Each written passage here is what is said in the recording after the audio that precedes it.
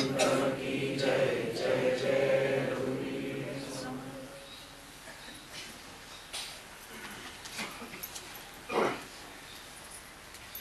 मागच्या रविवारपासून 8व्या अध्यायाबद्दल पाहतो आहोत. 8वा अध्याय हा 7व्या अध्यायातल्या शेवटी भगवंतांनी उच्चारलेल्या काही पदांवरून अर्जुनाने विचारलेल्या प्रश्नांकरता म्हणून निर्माण झाला.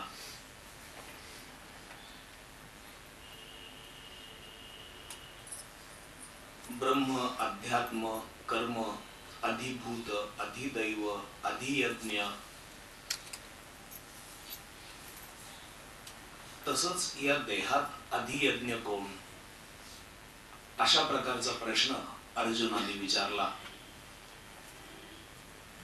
तसंच इंद्रिय निग्रह करणारे अंतकाळी तुम्हाला कसे जाणतात, कसे ओळखतात, असाही प्रश्न अर्जुनाने विचारला.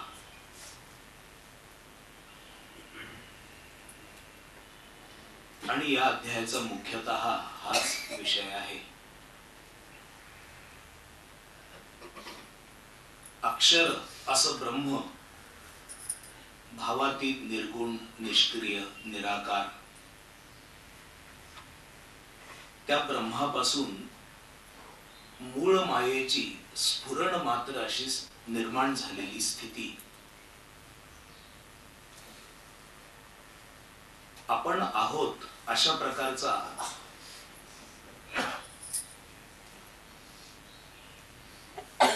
स्वभावयुक्त असा भाव ब्रह्माच्या ठिकाणी निर्माण झाला. त्याला त्यांनी अध्यात्म असं नाव दिलं. आणि त्याच्यापासूनच त्रिगुणांचा उद्भव होऊन एक प्रकारे प्रकृतीयुक्त अशी ब्रह्माची स्थिती निर्माण झाली. आणि त्याच्यातूनच सगुण, सक्रिय, चराचर निर्माण होणारा असा भूतसृष्टीचा उद्भव होणारा भाव निर्माण झाला. आणि पाठोपाठ सृष्टी निर्माण झाली. त्याला त्यांनी कर्म असं नाव दिलं. व्यापक ब्रह्माच्या अंगाने कर्म काय असेल हे याच्यामध्ये सांगितलेलं आहे. कर्म म्हणजे आतापर्यंत आपल्याला आपण जे करतो देह मन बुद्धीनी, त्या पद्धतीने कर्म हा शब्द वापरण्याचा अथवा ऐकण्याचा असा सराव होता. व्यापक ब्रह्माच्या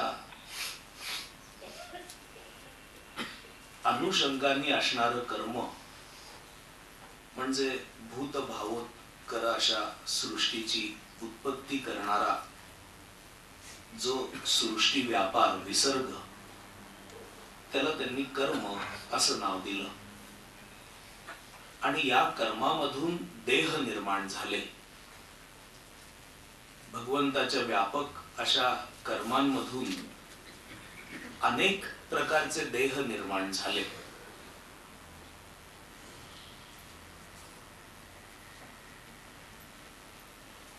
आकारवान अशी सृष्टी निर्माण झाली. तेव्हा हे ब्रह्मच त्या देहाच्या अंगाने अधिभूत झालं.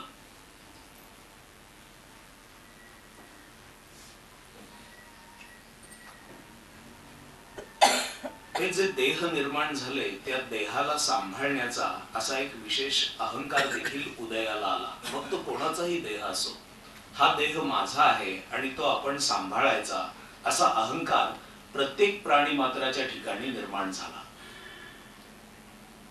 असा अहंकार वागवणारा अभिमानी, ज्याला जीव असं म्हटलं जातं, तो इथं अधिदैव किंवा अधिदैवत म्हणून ओळखला जायला लागला. आणि मग अशा प्रकारे मूळ ब्रह्मच असताना मूळ माया अथवा अध्यात्म जगत व्यापार निर्माण करणारी कर्म त्याच्यापासून अधिभूत देह त्याला धारण करण्याचा अभिमान असणारा अधिदैव अशा प्रकारे त्याचा प्रवास चालू असताना त्याला त्याच्यातून आपण मोकळं व्हावं मुक्त व्हावं असा एक छंद निर्माण झाला, नाद लागला की मूळ आपलं असं स्वरूप असताना आपण अडकले गेलो, याच्यातून आता आपण मोकळं व्हायला पाहिजे म्हणून ते अधिदैव देहाच्या बंधनातून सुटण्यासाठी म्हणून पाप पुण्य या कल्पनांमधून सुटण्यासाठी म्हणून जन्म मृत्यू या कल्पनांमधून सुटण्यासाठी म्हणून साधना करू लागलं. यज्ञ दान तप इत्यादी साधना करून तसं 7व्या अध्यायाच्या अखेरीला जो मार्ग म्हणून सांगितलेला आहे ब्रह्माकडे जाण्याचा, निष्काम कर्माचरण पाप निवृत्ती आणि त्याच्यातून निर्माण होणारी चित्तशुद्धी, द्वंद्वातून मोहातून सुटका आणि दृढतापूर्वक योग साधनाचा श्रद्धा प्रेमासहित अभ्यास, अशा मार्गाने जेव्हा ते ब्रह्म पण अधिदैव झालेलं जीवपणाला आलेलं साधना आचरून परिशुद्ध होऊन तावून सुलाखून आपल्या मूळ स्वरूपाला जेव्हा प्राप्त होतं, अहंकार रहित होतं, तेव्हा ते परत ब्रह्म म्हणवलं जातं. आणि अर्जुनाचा जो प्रश्न होता की इंद्रिय निग्रह करणारे अंतकाळी तुम्हाला कसे ओळखतात, अंतकाळापर्यंत जो माझंच स्मरण करत देह सोडतो तो माझ्या स्वरूपाला येऊन मिळतो. त्यासाठी सदा म्हणजे जन्मभर त्यातच रंगून गेल्यामुळं मनुष्य ज्या ज्या भावाचं स्मरण करतो, देह सोडताना अखेरीला तो त्या भावाला जाऊन पोचतो. असं असल्यामुळं तस्मात सर्वेषु कालेषु माम अनुस्मर युध्यच, सर्व काळी तू माझं स्मरण करत राहा आणि युद्ध कर, म्हणजे कर्तव्यामध्ये राहा. माझ्या ठिकाणी मन आणि बुद्धी जर अर्पण केलीस,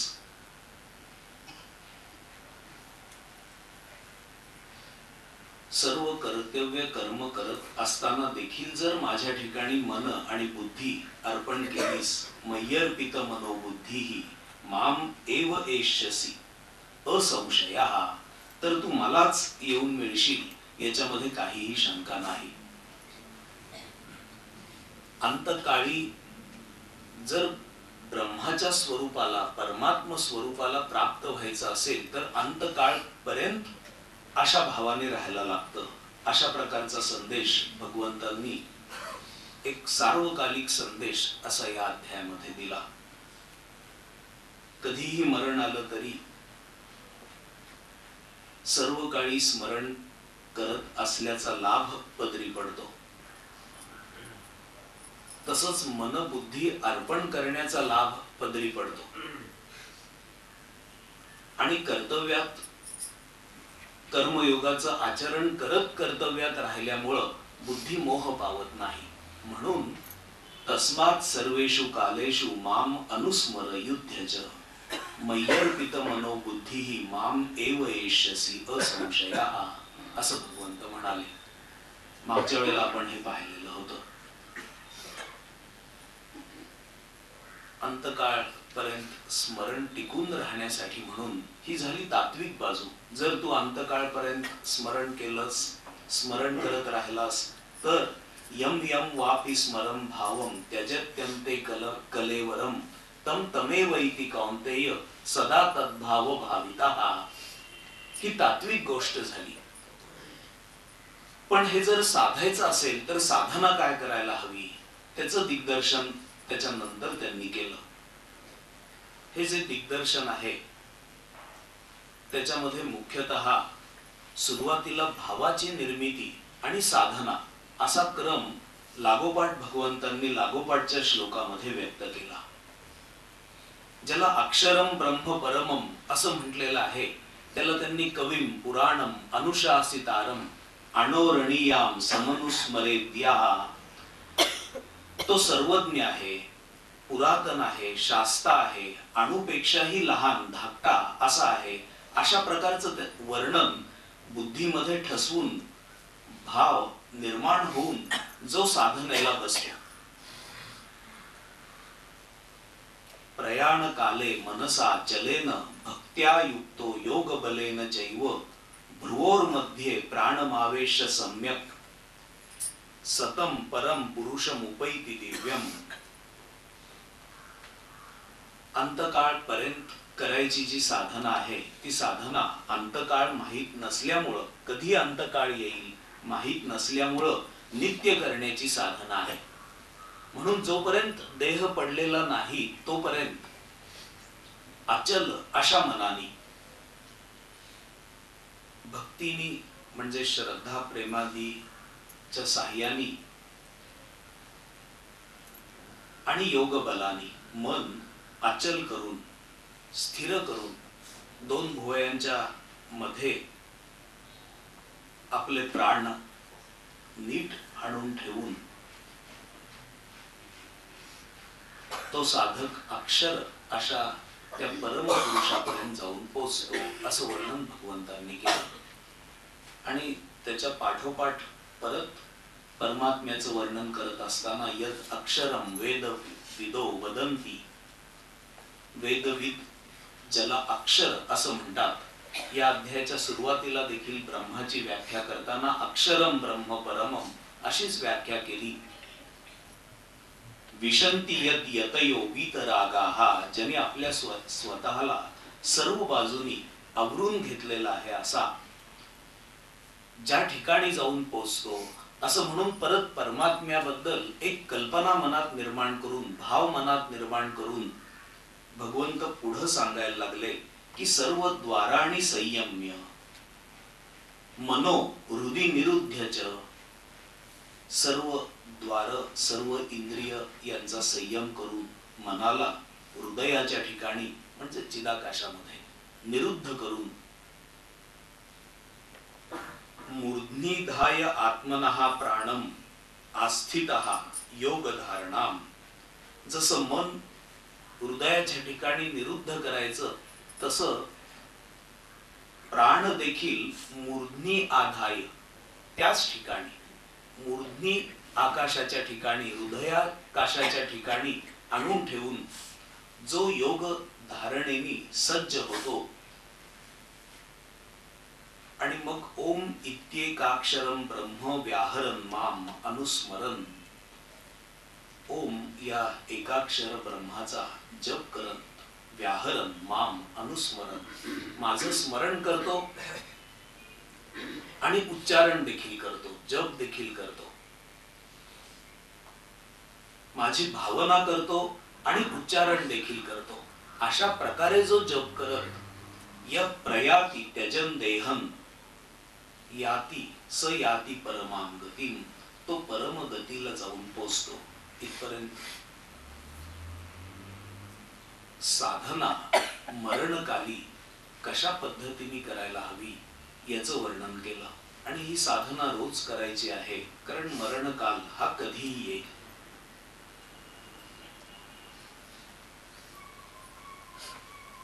अशा प्रकारे जो देह ठेवतो त्यांचं एक वेळ ठीक आहे.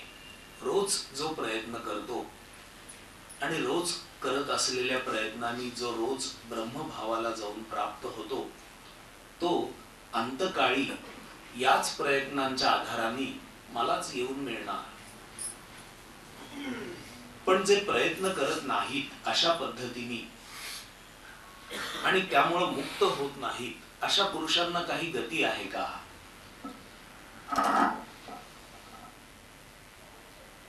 त्याच्यावर भगवंत त्याच्या पुढे असं सांगायला लागले की त्यांना पुन्हा पुन्हा मृत्यू लोकामध्ये यायला लागतं.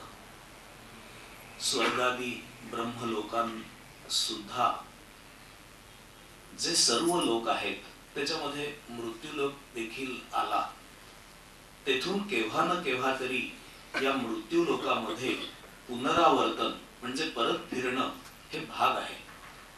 कारण मुक्त होण्यासाठी म्हणून या मृत्यू लोकातच प्रयत्न करावे लागतात. त्यामुळे जे सकाम उपासक असतात, जे निरनिराळ्या लोकांमध्ये जाऊन पोहोचतात, ते त्या त्या ठिकाणी राहून त्यांचा त्यांचा जो काळ असेल तितका काळ राहून परत मृत्यू लोकामध्ये येतात. आणि मग त्यांनी एक विलक्षण कालगणना देखील या अध्यायामध्ये वर्णन करून सांगितली. ब्रह्मदेवाचा एक दिवस सुरू झाला की अव्यक्तातून व्यक्त दशेत, अव्यक्तातून याचा अर्थ मूळ प्रकृतीपर्यंत, मूळ मायेपर्यंत लीन झालेली अशी ही भूत मात्र व्यक्त दशेत यायला सुरुवात होते. जो ब्रह्मापासून निर्माण होणारा कर्माचा विसर्ग आहे त्या न्यायाने भूत मात्र परत परत निर्माण होतात. ब्रह्मदेवाचा दिवस सुरू झाला की भूत मात्र अव्यक्तातून व्यक्त दशेमध्ये येतात. आणि ब्रह्मदेवाची रात्र जेव्हा सुरू होते तेव्हा त्याच पूर्वीच्या अव्यक्त तत्वामध्ये ही सर्व भूत मात्र लय पावतात. म्हणजे यांना गती काय? जे मुक्त झालेले नाहीत त्यांना गती काय?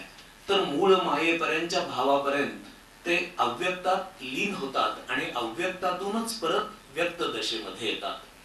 मूळ मायेच्या पलीकडे असणाऱ्या ब्रह्मस्थितीपर्यंत ते कदापि जात नाहीत. भूतमात्रांचा तोच हा मुक्त न झालेला समुदाय पुन्हा पुन्हा जन्मून त्यांची स्वतःची इच्छा असो किंवा नसो एखाद्या यंत्रामध्ये घातल्याप्रमाणे ब्रह्मदेवाची रात्र सुरू झाली की लय पावतो आणि दिवस सुरू झाला की पुन्हा जन्माला येतो. अशा रीतीने या पद्धतीने जे प्रयत्न करतात तेच मुक्त होतात. बाकीचे सर्व अव्यक्तात लीन होतात आणि अव्यक्तातून व्यक्त दशेमध्ये येतात. मात्र ते मुक्त होत नाहीत. ब्रह्म भावापर्यंत, अक्षरम ब्रह्म परमम या भावापर्यंत मात्र जात नाहीत असं भगवंत सांगतात. अशा प्रकारचा हा जन्म आणि मृत्यू, याच्या मनुष्याच्या जन्म आणि मृत्यूच्या खेळामध्ये व्यापक अर्थाने जो जगताच्या ठिकाणी जन्म आणि मृत्यूचा भाग चाललेला आहे, खेळ चाललेला आहे, त्याच्यामध्ये ब्रह्मदेवाच्या रात्रीमध्ये हे सर्वच लय पावतं, नाहीस होतं. आणि अव्यक्त दशेला, मूळ प्रकृतीला, मूळ मायेला, ज्याला या अध्यायात त्यांनी अध्यात्म असं नाव दिलेलं आहे, तिथं जाऊन पोचतो. आणि तिथून ब्रह्मदेवाचा दिवस सुरू झाला की परत क्रमाक्रमाने सर्व जन्म घेतात. हा जन्म चुकवण्यासाठी म्हणून अशा प्रकारे कल्पक्षय झाला, सृष्टी क्षय झाला तरी देखील जीव समर्थ होत नाही. तो फार तर अव्यक्तामध्ये जातो पण मुक्त होत नाही असा अभिप्राय भगवंतांनी या अध्यायामध्ये दिला. पुढे भगवंत असं सांगतात की हा जन्म चुकवण्यासाठी म्हणून एकच मार्ग आहे. तो मार्ग म्हणजे अनन्य भक्तीचा मार्ग. मूळ प्रकृतीच्या किंवा मूळ मायेच्या अव्यक्त दशे पलीकडील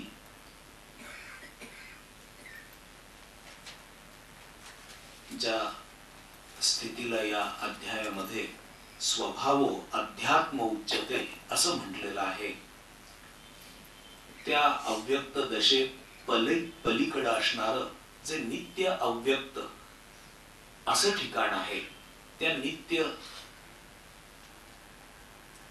अव्यक्त अशा स्थितीला म्हणजे या अध्यायात ज्याला अक्षरम ब्रह्म परमम असं म्हटलेलं आहे, त्या नित्य अव्यक्ताला अक्षर ब्रह्माला जाऊन प्राप्त होणं हा एकच मार्ग जन्म चुकवण्यासाठी म्हणून उपयोगी पडेल. या नित्य अव्यक्त अशा अक्षर ब्रह्माला, त्याला नित्य अव्यक्त अशा करता म्हणायचं की दुसरं जे मूळ मायेचं अव्यक्त आहे ते पुन्हा पुन्हा व्यक्त दशेला देखील येतं. म्हणून त्या अव्यक्त दशेत पलीकडे असणारं हे जे नित्य अव्यक्त, त्या नित्य अव्यक्त अशा अक्षर ब्रह्माला भगवंतांनी उत्कृष्ट किंवा अखेरची गती किंवा परमस्थान असं म्हटलं. भगवंत असं म्हणाले की अव्यक्तोक्षर इत्युक्तः तमाहुः परमां गतिं यः प्राप्य न निवर्तन्ते तद्धाम परमं मम. अव्यक्त अक्षर इत्युक्तः असं त्या ठिकाणाबद्दल बोललं जातं. त्या स्थितीलाच परमगती असं देखील म्हटलं जातं. ज्या ठिकाणी पोचला असताना परत फिरून जन्माला येत नाही, तद्धाम परमं मम, ते माझं परमधाम परम ठिकाण आहे असं तू समज.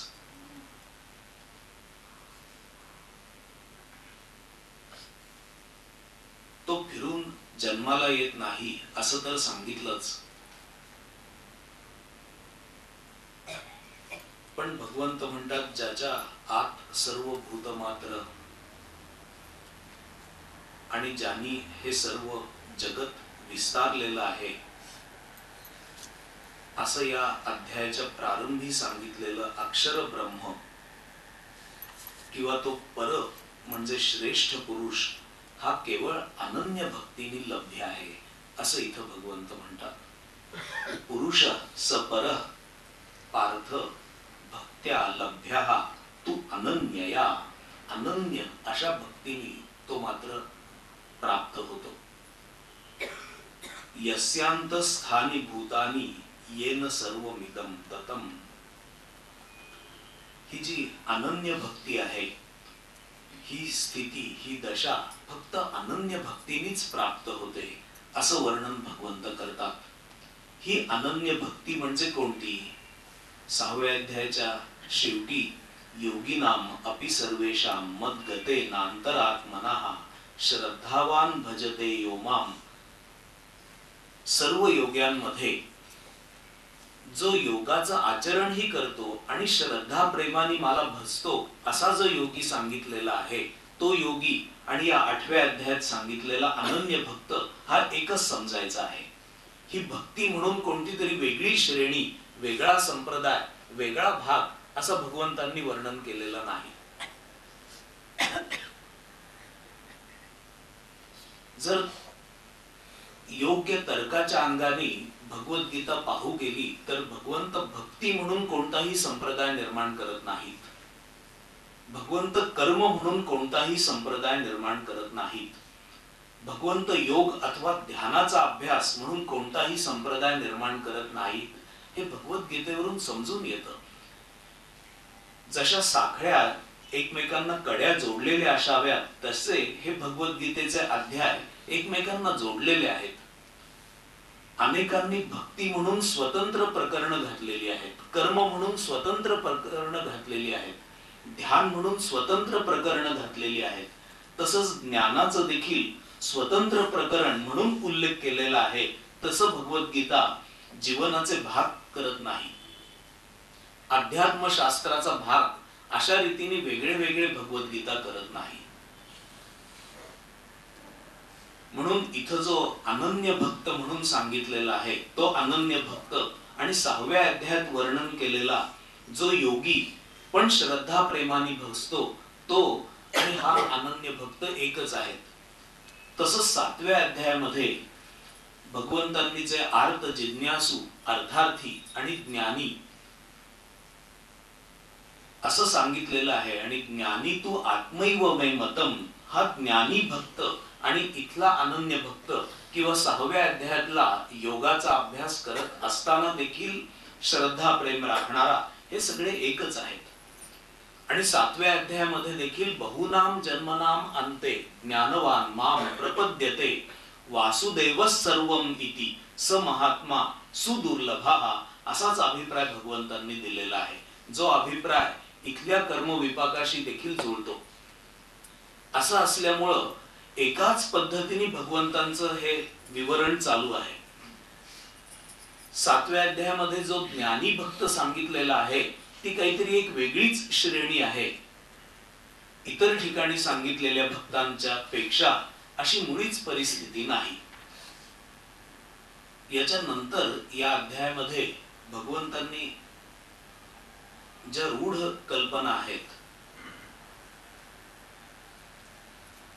एक श्रौत संकेत सांगितलेला आहे शास्त्रांनी, की ज्या संकेताप्रमाणे देह ठेवल्यानंतर कोणती गती मिळते, अशा प्रकारे वर्णन शास्त्रांमध्ये केलेली आहेत.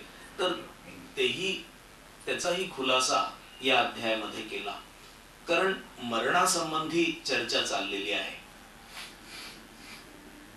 भगवंत असं म्हणतात की साधना अपूर्ण राहिलेला असा योगी देह टाकल्यानंतर कुठं जातो. 6व्या अध्यायामध्ये ज्याचं वर्णन केलं, ज्याची साधना अपूर्ण राहिली असा योगी, त्याचं होतं काय, अशा प्रकारचा एक प्रश्न अर्जुनाने विचारलेला होता. आणि त्या ठिकाणी भगवंतांनी त्याचा विनाश नाही असं उत्तर दिलेलं होतं.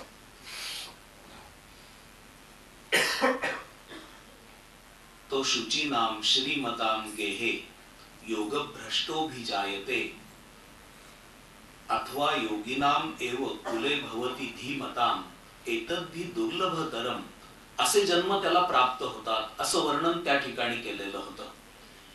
एकदा या योगाच्या अभ्यासामध्ये शिरला की तो पुढं पुढं जात राहतो असं त्या ठिकाणी सांगितलेलं होतं. या ठिकाणी त्याचं जे उत्तर दिलेलं आहे ते श्रौत संकेताप्रमाणे पहिला मार्ग आरंभापासून अंतापर्यंत अशा योग्याचा उजेडाचा असतो असं सांगितलेलं आहे, आणि दुसरा अंधाराचा म्हणजे अबोधाचा असतो असं सांगितलेलं आहे. देह सोडल्यानंतर योगी क्रमाने ब्रह्मलोक गाठून पुढं ब्रह्मप्राप्ती पर्यंत जातो, पुन्हा जन्म घेऊन प्रयत्न करून ब्रह्मप्राप्तीपर्यंत जातो, असं एका मार्गाचं कथन भगवंतांनी केलेलं आहे. आणि दुसऱ्या मार्गाने गेलेला योगी देह ठेवल्यानंतर चंद्रलोकावर जाऊन, असं तिथं वर्णन आहे, चंद्रलोकावर जाऊन परत या ठिकाणी जन्म घेतो. यापैकी एक अंतकालपर्यंत साधना टिकवू शकणारा आणि दुसरा अंतकाली ती साधना टिकवू न शकणारा, असा फरक भगवंतांनी केलेला आहे.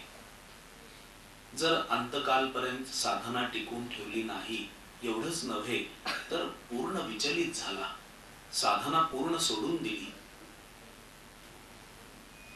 असा साधनेचे काही संस्कार असले तरी देखील एका अंधकाराच्या मार्गाने जाऊन परत मृत्यू लोकामध्ये येतो आणि परत प्रयत्न करेल.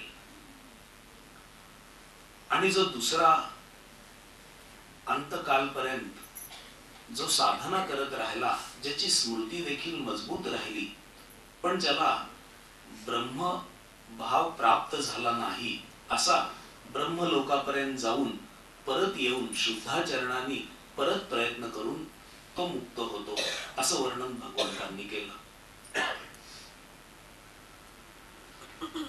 याच्यामध्ये जे दिवस, उत्तरायण, दिवा, अग्नी अशा प्रकारे उल्लेख या श्लोकांमध्ये केलेले आहेत तर ते सर्व ज्ञान मार्गाचे द्योतक म्हणून समजायचे आहेत. आणि अमावस्या, दक्षिणायन, पर्जन्य चालू आहे असा काळ, दिवा नसणं, असं जे वर्णन आहे ते रूपकात्मक समजायला हरकत नाही. बुद्धीची काजळी धरलेली अशी स्थिती असं त्याचं वर्णन करता येईल. याच्यात सार असा आहे की अंतकालीन परिस्थितीवर अवलंबून न राहता, कारण जर अशा पद्धतीने योगी जाणार असेल की जे केवळ अंतकाळी परिस्थिती कशी आहे आणि त्याच्यावर मुक्ती अथवा पुन्हा जन्म असं अवलंबून न राहता या दोन मार्गांबद्दल थोडक्यात मोह न बाळगता उत्तरायणामध्येच देह ठेवीन अशा प्रकारचा ही मोह टाळून सतत योगयुक्त अशा चित्ताने ईश्वराचं अनुसंधान राखावं आणि मरणापूर्वीच आत्मज्ञान प्राप्त करून घेण्याची उमेद राखावी अशा प्रकारचा एक संदेश भगवंतांनी दिलेला आहे. नैते श्रुती पार्थ जानन योगी मुह्यति कश्चन तस्मात. मार्गावर कोणत्या परिस्थितीमध्ये तो देह ठेवतो याच्यावर योगी कदापि मोह पावत नाही. अशा मोहात न सापडता तो सातत्याने प्रयत्न करणारा असा राहतो. म्हणून जो भगवंतांचा सार्वकालिक संदेश आहे, तस्मात् सर्वेषु कालेषु माम अनुस्मर युध्यच, हा संदेशच भगवंतांचा या अध्यायातला सर्वात महत्वाचा असा संदेश आहे. तो या दोन मार्गाच्या भेदांवर अवलंबून न राहता प्रयत्न करत राहतो आणि त्या प्रयत्नांनी आणि अनन्य भक्तीनी तो ब्रह्माला म्हणजे नित्य अव्यक्त अक्षर अशा दशेला जाऊन पोहोचतो. या अध्यायाच्या शेवटी भगवंतांनी वेदेषु यज्ञेषु तपस्सु चैव दानेषु यत् पुण्य फलम प्रदिष्टम आत्येति तत् सर्वमिदं विदित्वा योगी परम स्थानमुपैति चाद्यम असं म्हटलेलं आहे. म्हणजे सर्व प्रकारच्या वेदांच्या अध्ययनाने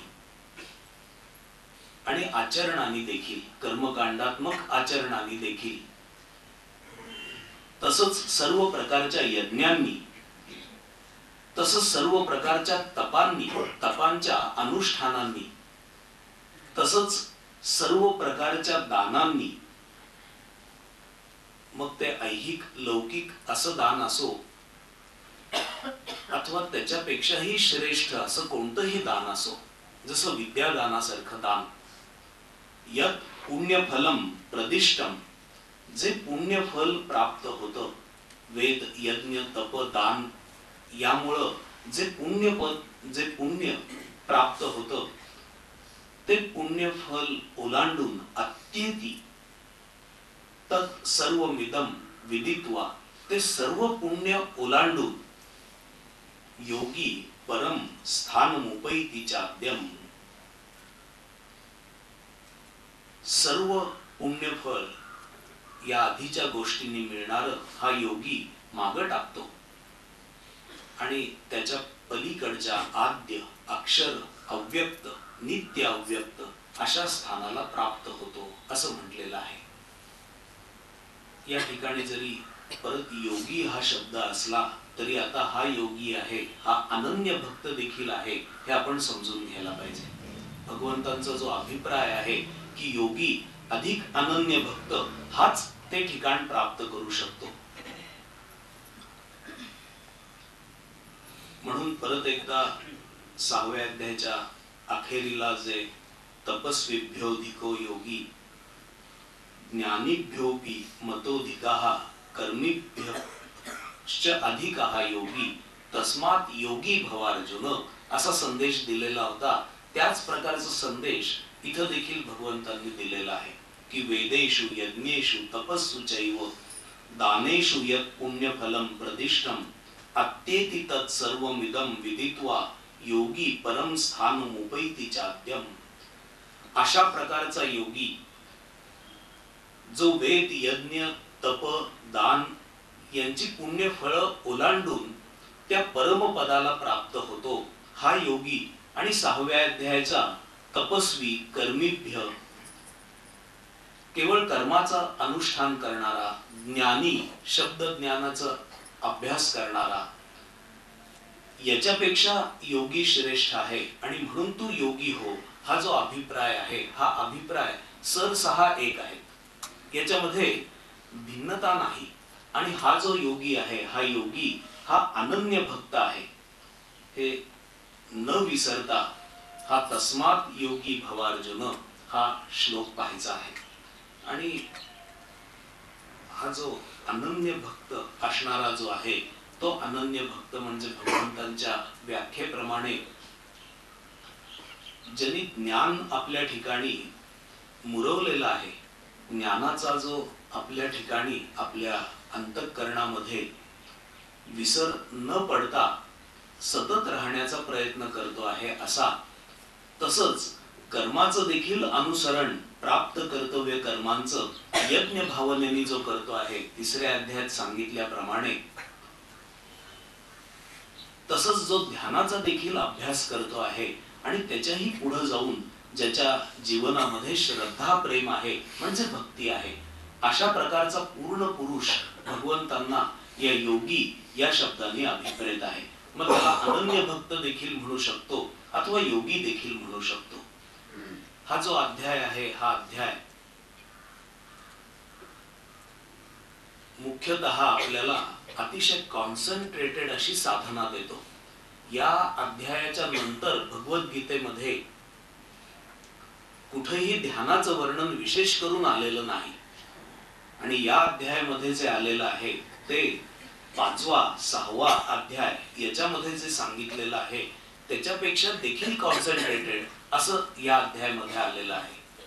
त्याच्यावर आपण आपल्या अनुषंगिक साधनांच्या न्यायाप्रमाणे याच नामस्मरण विष्णोः स्मरणम याच्या संदर्भामध्ये अनेक साधना ओंकाराच्या अशा केलेल्या तुम्हाला आठवत असतील.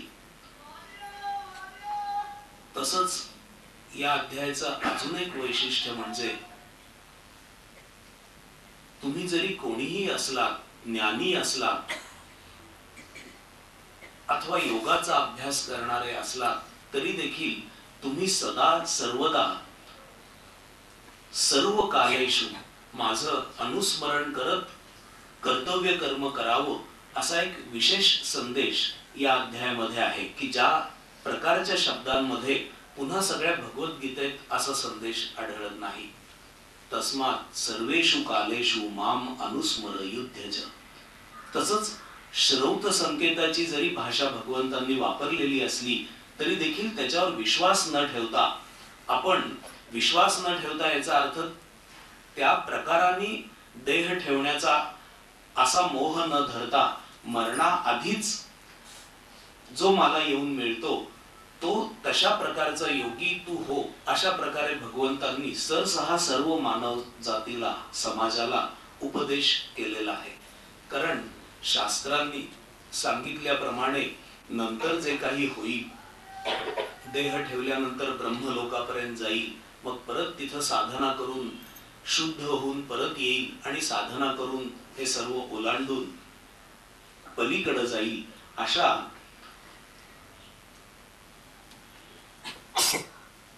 पोस्ट डेटेड चेकवर भगवंत भरोसा ठेवायला सांगत नाही. अशी प्रॉमिसरी नोट भगवंतांना नको आहे. त्याच्याऐवजी याच जन्मामध्ये इथंच आपण हे सर्व प्राप्त करावं अशा प्रकारचा संदेश भगवंतांनी या अध्यायामध्ये दिलेला आहे. पुढच्या वेळेला आपला जो अध्याय सुरू होईल 9वा अध्याय, हा अध्याय अतिशय महत्वाचा असा अध्याय, संतांचा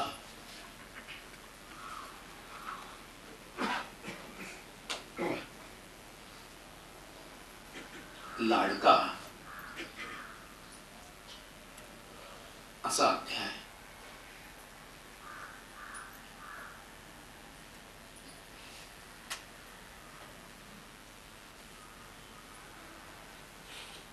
ज्ञानेश्वर महाराजांनी तर नवमी कृष्णार्जुनाचे बोलणे ते नवमियाची ऐसे ऐसे मी म्हणे असं म्हटलेलं आहे. 9व्या अध्यायामध्ये जे कृष्णार्जुनांचं बोलणं झालं तर त्या 9व्या अध्यायासारखंच, त्याला तुलना नाही. स्वतः ज्ञानेश्वर महाराजांनी समाधीच्या पायऱ्या उतरत असताना 9वा अध्याय आपल्या छातीशी धरून, तसंच समाधी घेतेवेळी पांडुरंगांनी आणि सद्गुरूंनी निवृत्तीनाथांनी त्यांना आसनावर बसवल्यानंतर 9वा अध्याय उघडून त्यांनी त्याचं वाचन करायला सुरुवात केली, अशी वर्णनं आहेत. अशा प्रकारचा राजविद्या राजगुह्यम पवित्रम इदम उत्तमम असं ज्याचं वर्णन केलेलं आहे, असा विलक्षण असा 9वा अध्याय पुढच्या वेळेला आपण पाहूया. हरिओम तत्सत. विठ्ठल विठ्ठल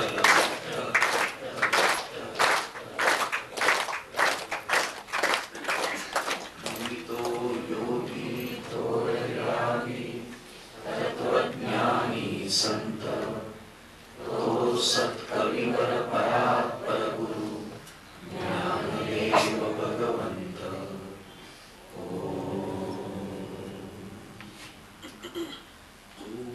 ईशावास्यम् इदं सर्वं यत्किंच जगत्यां जगत् तेन त्यक्तेन भुञ्जीताः मा पृथक् कस्य सिद्धम्. ॐ शान्ति शान्ति शान्ति.